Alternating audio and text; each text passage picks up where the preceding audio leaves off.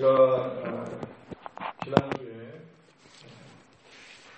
그 온유함에 대해서 말씀을 처음으로 전해드렸습니다.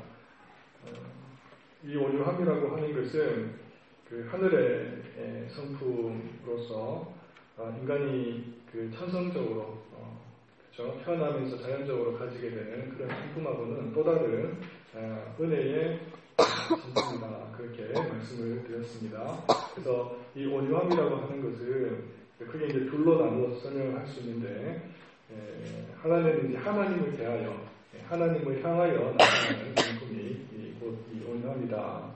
둘째로 또 하나는 이제 사람에 대하여서 나타나는 성품이다, 그렇게 말씀을 드렸습니다. 오늘 이제 사람에 대하여 온유함이 어떻게 이제 드러나는지에 대해서 살펴볼 것인데요. 여러분 한번 복습 차원에서 우리 지난주도 이렇게 들었던 말씀을 한번 기억해 보시기를 바랍니다.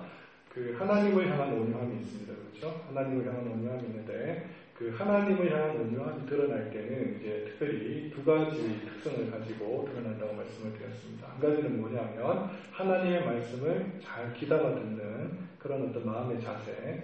두 번째로는 뭡니까? 두 번째는 그 귀담아 들었던 하나님의 말씀을 그 삶 속에서 하나님의 온전한 그 말씀과 윤리의 법도를 따라 순종하는 삶, 순종하는 삶이 드러나게 되어 있다, 이렇게 말씀을 제가 전해드렸고요. 그래서 제가 비유로 이제 마지막 마무리하면서 겁쟁이 말이 있었는데 그 전장터에서 정말 불화살이 날아오는 상황 속에서도 그 주인의 말씀을 정말 온전하게 고지고대로 들음으로 적진을 향해서 겁없이 달려들었던 그런 전투마에 대해서 제가 비유로 말씀을 드린 적이 있습니다.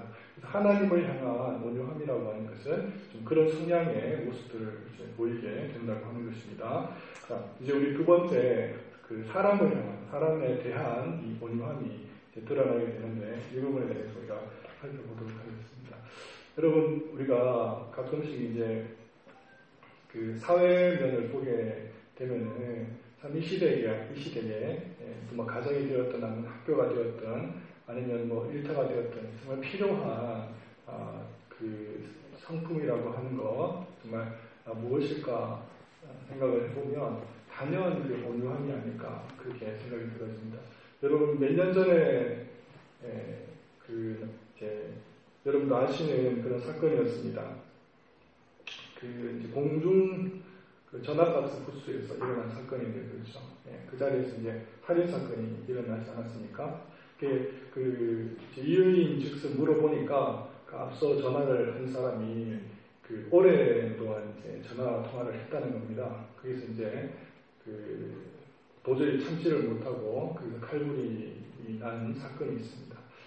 몇 달 전의 일입니다. 여러분 아시는 대로 그 고층에서 일을 하고 있던 인부가 떨어져서 추락사했습니다. 이유를 물어보니까 그 주변에 살고 있던 그 이웃 주민 중에 한 사람이, 이 사람이 일을 하는데 이 스마트폰을 크게 틀어놓고 일을 했더라는 것입니다. 그래서 옥상에 올라가가지고 그 어떻게 보면 생명줄인데 그거 하나 어떻게 그 의지해서 지금 작업을 하고 있는 인부입니다. 그런데 이 작업줄을 끊어버렸습니다. 그래서 추락해서 그 어떻게 아이들을 키우는 그런 그 젊은 그렇죠, 그런 남편이었는데 그런 일들을 우리가 보게 됩니다. 그래서 이 시대에 참으로 필요한 것이 온유함의 그런 그 인격들이 아닌가, 그렇게 생각합니다. 사람들은 조바심에, 그리고 어떻게 하면 하루라도 또 일상의 그 시간들을 정말 촉박하게 이제 보내려고 하고 바삐 보내려고 하는 그런 우리의 기본적인 성향들을 이 시대에 좀 많이 드러내고 있는 것 같습니다. 그래서 이 온유함이라고 하는 것이 뭐냐, 온유함이라고 하는 것이 뭐냐, 이것은 뭐냐, 한마디로 정의를 하면요, 우리 내면에서 치밀어 오르는 그 격정들을 어떻습니까? 뒷덜미를 잡아가지고 그 격정이라고 하는 것을 가라앉히는 겁니다. 가라앉히는. 그러니까 제동장치나 마찬가지인 거죠. 우리가 이제 화가 날 때, 아니면 우리가 이제 어떻게 보면 우리 성격을 못 이겨가지고 드러내게 될 때 이 격정을 어떻게 하면 누그러뜨리는 것, 이것이 곧 온유함이다라고 여러분들은 생각하시면 되겠습니다. 자, 그래서 이제 우리가 살다 보면 그럴 경우들이 많이 있지 않습니까? 억울한 일을 당하고 정말 애매한 그런 그 손해를 볼 경우들이 많이 있는데, 자, 그럴 경우라고 할지라도 어떻게 해야 된다고요? 오래 참는 겁니다. 오래 참고 견디고, 그리고 인내하고, 그런 성품들을 우리가 온유함이라고 얘기할 수 있겠습니다. 이것이 주님께서 말씀하시는 온유한 자는 복이 있나니라고 할 때에 이 온유함이라고 할 수 있겠습니다. 자, 그러면 이 온유함이 쉽습니까? 어렵습니까? 어렵습니다. 이게 좀 만만치 않은 이 성품인데요. 자, 왜 그렇습니까? 왜 이 온유함이 쉽지 않습니까? 이 온유함이라고 하는 것이 우리 삶 속에 드러나는 것이 쉽지 않은 것이 사람이라고 하는 존재는요, 근본적으로 타고난 기질 자체가 자기중심적인 성향을 가지고 있거든요. 그래서 타인의 고통에 대해서는 어떻습니까? 우리 굉장히 분감합니다. 그렇지만 자기 아픔에 대해서는 어떨까요? 굉장히 예민하고 민감하죠. 여러분, 이런 속담이 있습니다. 제가 알고 있는 속담은 내가 배부르면 남 배고픈지 모른다 라는 속담을 알고 있었는데, 우리 문전도사님께서 또 그 식사 중에 또 그런 또 속담이 있다고 얘기하시더라고요. 왕이 배부르면 신하가 배고픈지 모른다, 이런 속담이 있어요. 이런 속담. 그러니까 그 본인의 그 어떻게 보면 그 아픔은 엄청 크게 느껴지는 거예요. 근데 남이 앓고 있는 큰 질병이나 그런 아픔들에 대해서는 우리가 그렇게 민감하게 반응하지 않습니다. 여러분, 주부들이요, 좀 기다려 들으실 필요가 있는데, 주부들이 조리를 하거나 음식을 만들 때 좀 피해야 될 시간대가 있습니다. 어느 때일까요? 힘들 때요? 그럴 수도 있겠습니다. 힘들 때 피하셔야 되죠. 주부님들이 음식 조리하실 때 피하셔야 될 때가 언젠가 하면 배부를 때. 주부님들 배부를 때는 식구들 배고라 죽는지 모릅니다. 얼마나 세워라 내워라 하는지 몰라요. 근데 본인이 배고프면 어떻습니까? 후다닥 만들어가지고 일단 식탁에 올려놓습니다. 그리고 이제 식사를 합니다. 그리고 제가 우리 그 덕스러운 우리 부인하고 살아보니까 제가 느끼는 게 뭐냐면, 아무거나 맛있는 주부도 그렇습니다.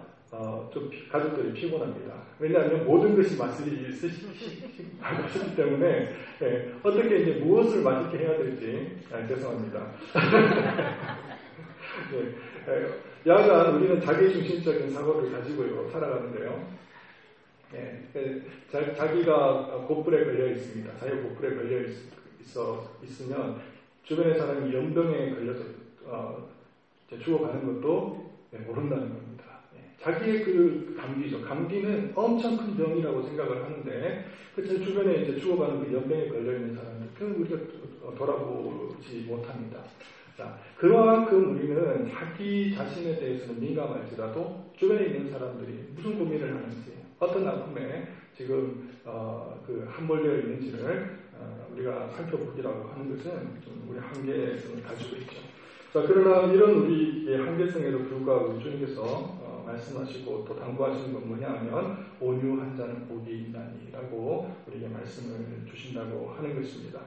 자, 그래서 이 온유함이라고 하는 것은요, 기본적으로 어떤 것이냐면, 오늘 본문에도 나와 있지만 이 8번 가운데서도 세 번째 덕목으로 우리에게 소개되고 있지만, 여러분 잘 아시는 대로 고린도전서 13장을 보시면 어떻습니까?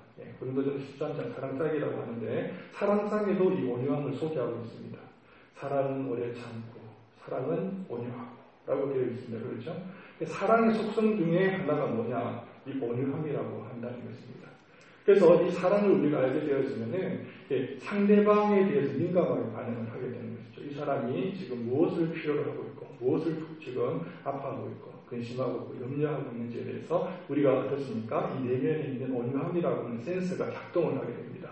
그래서 이 사람이 무엇을 지금 필요로 하고 있는지, 또 아파하고 있는지를 이제 느껴지게 되는 것이죠. 자, 그렇습니다. 이게 온유함입니다. 온유함. 자, 그러면 또 우리가 또 이제 갈라디아서로 넘어가게 되면, 성령의 열매 가운데 뭐가 있습니까? 온유함이 있습니다. 마지막에 절제가 있고 바로 앞에 온유함이라고 하는 것이 있는데요. 그러니까 우리 인간의 힘으로 되는 것이 아니라는 겁니다.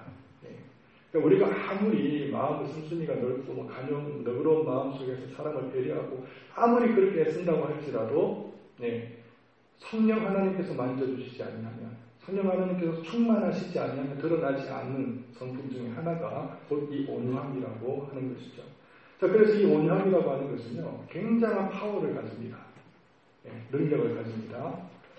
여러분, 오늘날 이 경쟁사회, 그죠? 정말 어떻게 보면 자기 어떤 목소리를 확실하게 주장을 해야 되고, 딱 떨어지게 자기를 처리를 하고, 어떻게 보면 그런 시대를 살아가고 있는데, 이 온유함이라고 하는 것은 보면 드러나지 않거든요.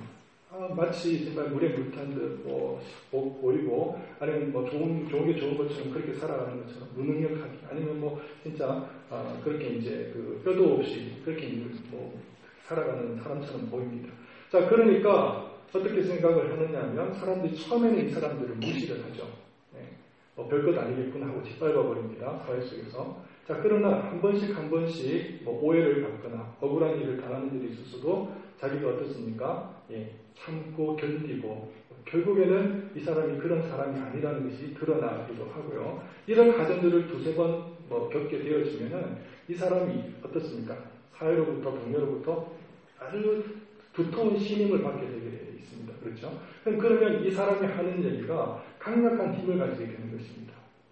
파워를 가지게 됩니다. 그래서 이 온유함이라고 하는 그 능력은 이루 말할 수 없을 만큼 우리에게 소중한 도구가 되는 것입니다. 자, 그래서 이 온유함이라고 하는 특징은 무엇인가? 이 온유함이라고 하는 것이 가지는 것이 특징 중에 하나가 뭐냐? 기본적으로 이 온유함이라고 하는 것은 우리가 우리에게 주어진 환경과 그리고 여건과 어떤 조건들, 주변에 이제 펼쳐지는 모든 어떤 사건과 그 어떤 환경들, 이런 가운데에서 결국은 누구를 바라보는 믿음입니까? 하나님을 바라보는 믿음입니다. 하나님을. 그러니까 나의 주변에 흘러가는 모든 상황과 여건과 환경들을 이 모든 누가 통치하고 계시다? 누가 다스리고 계시다? 하나님께서 다스리시고 계시다고 하는 그 믿음을 표현하는 성품 중에 가장 두드러진 성품이 이 온유함이라고 하는 것입니다. 모든 것을 주께서 아시죠. 하나님께서 지금 이렇게 좀 억울한 일을 당하게 하신 것도 하나님이시죠. 믿고 맡기는 것입니다. 하나님께 모든 것을 의뢰하는 것입니다. 신뢰하는 것입니다. 그렇게 되었으면 내 성품 가운데 굳이 내가 드러나지도 않아도 되는 겁니다. 내가 주도권을 잡지 않아도 됩니다. 왜? 하나님께서 내 배후에 계신 나를 사랑하시고 나를 고이 품어주시고 나를 인도하신 전능하신 하나님께서 이 모든 사항들을 어떻습니까? 배의 뱃사공이 정말 이런 큰 파도가 치고 정말 높은 그런 어떤 풍랑 가운데서도 가장 안전한 평화의 폭으로 인도하시는 주님께서 이 배의 사공이시기 때문에 나를 신실하게 인도하실 것을 믿고 따라가는 것이죠. 따라가는 것에 대한 드러나는 성품 가운데 하나가 이 온유함이라고 하는 것입니다. 자, 그래서 이스라엘 백성들이 어떻게 반응했습니까? 자, 강야 40년 세월 가운데 늘 이들은 불만을 털어놓았습니다. 그렇죠? 그 강약길을 사흘길을 거닐었는데 물이 없어요. 그렇게 되니까 아론을 향해서 또 모세를 향해서 원망과 불평을 늘어놓기 십상입니다. 그리고 또 애굽 땅에서는 어떻습니까? 늘 고기와 떡을 배불리 먹었던 그들인데 강약길에서 정말 줄여 죽기 십상인 그런 상황들에 그들은 또한 모세를 향해서 아론을 향해서 원망과 불평을 늘어놓기 시작합니다. 자, 이런 상황 속에서 그러나 모세는 어떻습니까? 이 사람 모세는 온유함이 지면의 모든 사람보다 다하더라라고 말씀하시면서 사람을 향해서나 아니면 세상을 향해서나 하나님을 향해서 불평과 원망과 그렇죠? 드러내지 아니하고 온전히 그 모든 것을 하나님께 의지하고 의탁했던 모세의 삶을 보게 되는 것입니다. 여러분 운동 경기 가운데 이제 배구라고 하는 것이 있습니다. 배구를 보시면 선수들이 이렇게 공을 이렇게 토스해가지고 전달해가지고 상대편으로 이제 넘기게 되는 운동이 이제 배구라고 하는 것인데, 이 온유라고 하는 것을 우리가 설명을 하자면 마치 배구를 좀 여러분에게 이해를 돕기 위해서 한번 설명을 해볼 필요가 있을 것 같습니다. 무엇이냐면 토스를 하는 겁니다. 토스. 예. 정가라고 하는 것이죠. 정가하는 것입니다. 정가. 그렇게 되면 어떻게 되느냐면 모든 토스를 하게 된 다음 선수에게 모든 책임이 넘겨지게 됩니다. 그렇죠? 넘겨지게 됩니다. 온유라고 하는 성품을 우리가 가지게 되면 결국은 모든 책임을 누구에게 돌릴 수가 있느냐면 우리 하나님에게 돌릴 수가 있습니다. 이 말이 정확한 표현은 될지 모르겠지만 다시 말하면 주도권을 하나님께 넘겨드리는 것입니다. 넘겨드리는 겁니다. 우리가 이제 군대 생활을 우리가 하게 될 때에 가장 생명처럼 여기는 것이 무엇이냐면 상급자에게 하급자는 보고를 하게 되겠습니다. 보고를 하게 되는데 이 보고를 하게 되면 이 하급자는 모든 책임에 대해서 어떻게 됩니까? 그 책임을 모든 상급자에게 넘겨버리고 책임을 지지 않습니다. 자, 이런 일들이 벌어지게 되는데 다시 말해서 이 온유함이라고 하는 것이 모든 주도권을 하나님에게 넘겨드리는 그런 유익을 우리가 누리게 된다 하는 것입니다. 예. 자, 그러면 우리가 이제 말씀 속에서 이제 주님께서 특별히 이제 가르치고 다스리는 자에게 이 온유함에 대해서 당부하시는 말씀들이 몇 구절이 있습니다. 제가 한번 여러분들에게 소개해 보겠습니다. 아무도 비방하지 말며 다투지 말며 간용하며 범사의 온유함을 모든 사람에게 나타낼 것을 기억하게 하라. 이런 말씀이고요. 그리고 이제 디모데에게 바울이 권고하면서 이런 말씀을 주고 있습니다. 주의 종은 마땅히 다투지 아니하고 모든 사람에 대하여 온유하며 가르치기를 잘하며 참으며 하는 말씀이 있습니다. 또 이런 말씀이 있습니다. 거역하는 자를 온유함으로 훈계할지니 혹 하나님이 그들에게 회개함을 주사 진리를 알게 하실까 하며 라고 권고하고 있습니다. 그래서 어떻습니까? 혹 거역하는 사람이 있거나 아니면은 하나님 말씀에 대적하는 사람이 있다고 할지라도 훈계를 하되 온유함으로 하라. 그렇게 가르치고 있습니다. 그래서 이들이 회개하여 진리 가운데로 돌아올까 이런 기대감을 가지고 온유하라 이렇게 말씀을 주고 있는 것이죠. 그러나 여러분들이 잘 기억을 하셔야 될 것이 이것입니다. 궁극적인 온유입니다. 궁극적인 온유. 우리가 살아갈 때 우리가 좀 특별히 그런 분들이 있습니다. 마음이 따뜻하고 온화하고 그리고 또 예의가 바르고 친절한 사람들이 있을 수 있습니다. 그러나 드러난 그 모습 속에서 단지 표현되는 그런 모습 속에서 온유다 이렇게 생각하신다는 것은 물론 그거 자체는 중요하고 또 소중할 수 있는데요. 그러나 내면 속에서 정말 사람에 대한 따뜻한 마음을 가지고 있는 사람이 있습니다. 드러날 때는 어설프게 드러날 수 있고 투명스럽게 드러날 수가 있습니다. 그러나 그 심령 가운데서는 정말 오늘 제가 말씀드렸던 이 온유의 특성을 고스란히 가지고 있으면서 전적으로 하나님을 의지하면서 모든 섭리와 또 하나님의 그 경륜들을 믿음으로 고백하면서 그러면서 사람에 대한 따뜻한 온정을 갖고 계신 분들이 있을 수 있습니다. 그러니까 단적으로 드러나는 것으로 이 사람이 그렇다 저렇다 이렇게 평가 내린다는 것은 너무나 어떻게 보면 단조로운 그런 생각이 아닐 수 없는 것이죠. 그래서 마음 깊숙한 곳에 정말 하나님에 대한 그리고 사람에 대한 그런 깊은 신뢰와 믿음과 온정들이 있는지를 여러분들은 보셔야만 하는 것이죠. 자, 그러면 이제 마지막으로 그러면 우리가 어떻게 온유한 자가 될 수 있는가? 그렇죠? 어떻게 온유한 자가 될 수 있겠습니까? 그것은 다른 게 아니라 온유하신 그리스도를 우리가 배우게 될 때에 우리는 주님의 온유함을 우리가 따를 수가 있게 됩니다. 주님께서 말씀하셨죠. 나의 마음이 온유하고 겸손하니 내가 나의 멍에를 메고 내게 배워라. 주님께서는 주님을 따라서 배우라고 하신 그 말씀을 제가 죄송합니다. 말씀을 이를테면 주님께서 기적을 베푸시거나 아니면 능력을 드러내실 때 제자들에게 나를 따라 배우라 이렇게 말씀하신 적이 없으시고요. 유일하게 그 말씀을 통해서 우리에게 배우라고 했던 그 본문은 우리에게 잘 알고 있는 대로 마태복음 11장을 통해서 나는 마음이 온유하고 겸손하니 라는 이 본문 말씀 속에서 배우라 그렇게 우리에게 당부하셨다는 것을 보게 됩니다. 자, 그래서 우리는 이제 주님의 그 온유함을 배울 필요가 있는데 주님이 어떠셨습니까?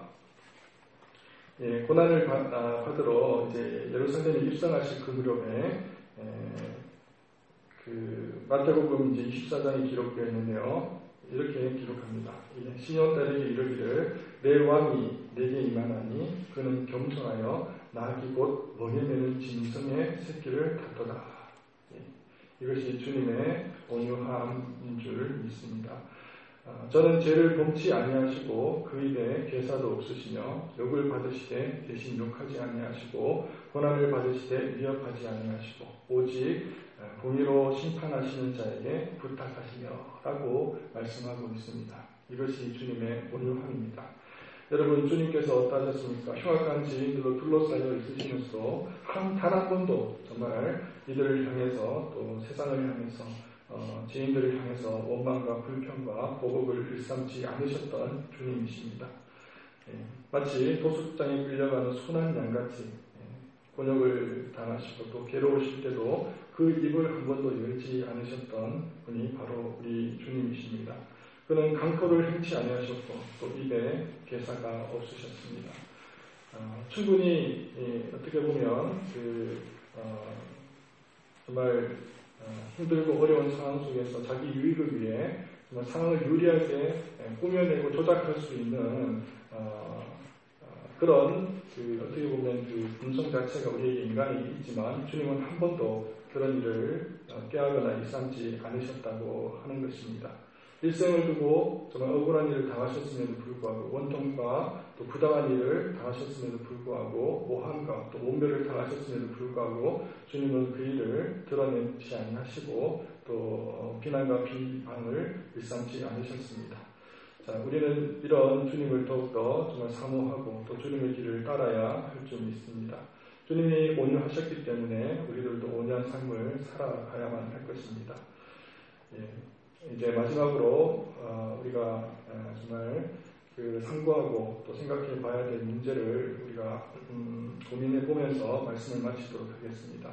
우리는 생활 공동체입니다. 그렇죠? 생활 공동체고 그리고 또 운명 공동체, 생명 공동체로 살아가고 있습니다. 어쩌면 우리 혈족보다도 그렇죠? 친척보다도 더 많은 시간들을 공유하고 또 그 같은 관심사를 가지고 많은 시간들을 보내고 있는 마치 식구와도 같은 존재들입니다. 그렇죠? 자, 그러다 보니까 어떻습니까? 여러분, 부딪히는 일들이 있을 수 있죠. 많이 있을 수 있습니다. 부딪힌다는 것은 무엇을 의미하느냐면 이제 마찰이 일어날 수도 있다는 얘기고 또 저항이 일어날 수도 있다는 것이고 서로 다름을 보아야만 하는 그런 어떤 직면의 현실적인 상황 속에 직면하게 되는 그런 일들도 많다는 것을 의미합니다. 자, 그러나 그럴 경우에 우리는 어떻게 이 모든 문제들을 해결하고 처리해야만 하느냐? 그것은 다름 아니라 우리 신앙 가운데 온유함을 간직해야만 한다는 것입니다. 자, 그럴 때에 이 정말 어떻게 보면 다른 모든 사람들이 열이면 열, 그렇죠? 다 다릅니다. 생각하는 것이 다르고 또 방향이 다르고 성향이 다르고 기질이 다 달라요. 그런데 이 다름의 공동체 속에 살아갈 때에 정말 또 윤활유 같이 부드럽게 서로가 하나가 되고 또 한 목적을 가지고 한 방향을 향해서 나아갈 수 있는 유일한 것은 우리가 온유함을 가질 때 이 일들이 가능할 줄 믿습니다. 그래서 우리가 주님의 그 온유함을 배워서 정말 주님을 닮아서 정말 그런 문제들이나 상황들을 우리가 맞닥뜨리게 될 때에 그런 아름다운 특성들을 우리가 드러내므로 우리가 복된 그런 공동체를 가꾸어 가야만 할 것입니다. 이를 위해서 전력을 다하는 저와 여러분 되시기를 바랍니다. 기도하겠습니다. 사랑과 감사하신 하나님 아버지, 오늘 주님께서 걸어가신 그 온유의 삶을 우리가 한번 공부해 보았습니다. 하나님, 정말 우리가 또 때로는 언성을 높여야 될 때나 하나님 우리의 또 손님들이 드러날 때 주님을 닮아서 주님을 향하여서 정말 우리가 온유함을 드러내게 하시고 그래 하여서 우리 공동체 가운데 더욱더 사랑과 또 겸손과 편히 넘쳐날 수 있는 저희들이 다 될 수 있도록 은혜와 자비를 베풀어 주시옵소서. 감사하며 우리 주 예수 그리스도의 이름으로 기도를 드립니다. 아멘.